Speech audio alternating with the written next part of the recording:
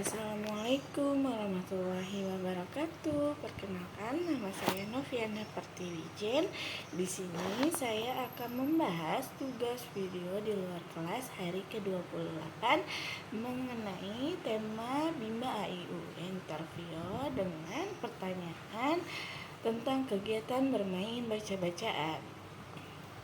Pertanyaan yang pertama, jelaskan apa yang dimaksud dengan kegiatan bermain baca-bacaan. Kegiatan bermain baca-bacaan adalah segala sesuatu permainan yang berhubungan dengan membaca pada anak supaya anak senang membaca dan dengan menggunakan media atau modul yang sudah dikuasai anak.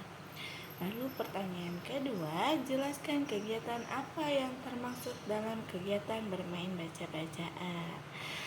Kegiatan yang termasuk dalam kegiatan bermain baca-bacaan yang pertama adalah modul baca Bimba yang harus sudah dikuasai anak lalu diulang-ulang kembali. Kemudian buku cerita, komik, cerpen yang ada di dalam majalah Bimba, kemudian berbahasa Bimba, lagu Bimba, itu termasuk kegiatan bermain baca-bacaan.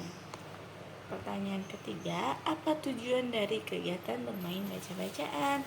Tujuannya agar anak menyukai kegiatan bermain baca-bacaan, kemudian anak akan mengulang dan akan berdampak mampu. Jika diulang terus, anak akan berdampak mampu. Pertanyaan selanjutnya, kapan kegiatan bermain baca-bacaan dilakukan? Dilakukan pada kegiatan inti yang dilakukan selama 20 menit. Pertanyaan kelima, mengapa kegiatan bermain baca-bacaan menjadi kegiatan prioritas utama yang harus dilakukan? Karena Bimba A, I, U, E, O memiliki tujuan khusus untuk menumbuhkan minat baca dan minat belajar anak secara interaksi, maka mengarahkan anak untuk bermain baca-bacaan adalah kegiatan utama atau kegiatan prioritas. Pertanyaan keenam, apa yang harus dievaluasi motivator ketika anak bermain baca-bacaan? Yang harus dievaluasi oleh motivator yaitu evaluasi afeksi, apakah anak terlihat senang, bahagia atau menikmati setiap bermain baca-bacaan. Kemudian mengevaluasi kognitifnya, kemampuan anaknya akan dievaluasi juga. Pertanyaan selanjutnya, nomor 7, bagaimana cara menerapkan kegiatan bermain baca-bacaan bersama anak-anak?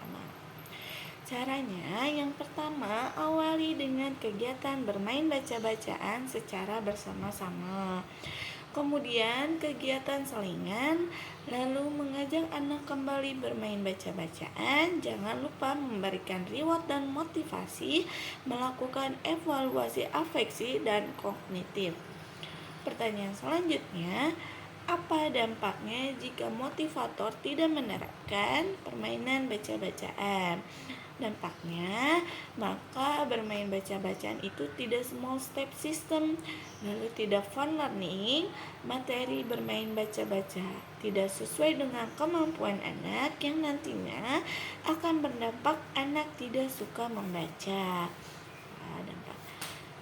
Lalu pertanyaan selanjutnya mengenai teori bandul. Jelaskan apa yang diketahui mengenai teori bandul dan berikan contohnya.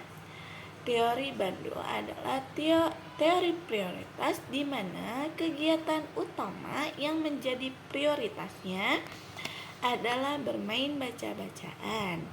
Mengapa disebut teori bandul? Karena bandul itu mempunyai sifat selalu kembali ke tengah. Contohnya, ketika melihat jam bandul, dia akan bergerak ke kanan dan ke kiri, kemudian kembali ke tengah dan akan terus begitu seterusnya.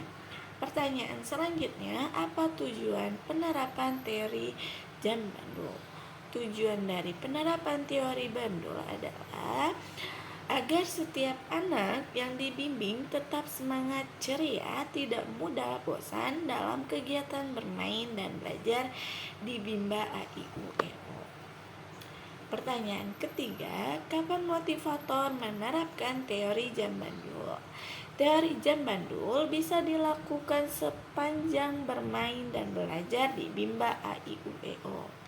Pertanyaan selanjutnya, bagaimana cara menerapkan teori jam bandul? Cara menerapkan teori jam bandul yaitu dengan cara bermain baca-bacaan secara bersama-sama, kemudian memberikan kegiatan selingan, lalu mengajak anak kembali bermain baca-bacaan, kemudian motivator memberikan reward, motivasi, dan evaluasi afeksi dan kognitif anak. Pertanyaan kelima, bagaimana jika motivator tidak menerapkan teori jam bandul? Jika motivator tidak menerapkan teori bandul, maka anak akan merasa bosan dengan kegiatan bermain dan belajar yang nantinya akan berdampak anak tidak mau belajar. Pertanyaan yang keenam, apa dampaknya jika motivator tidak menerapkan teori jam bandul?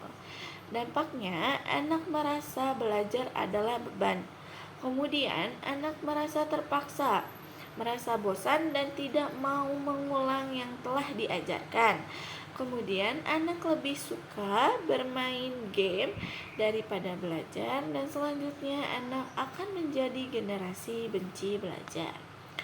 Sekian yang saya sampaikan. Wassalamualaikum warahmatullahi wabarakatuh. Terima kasih.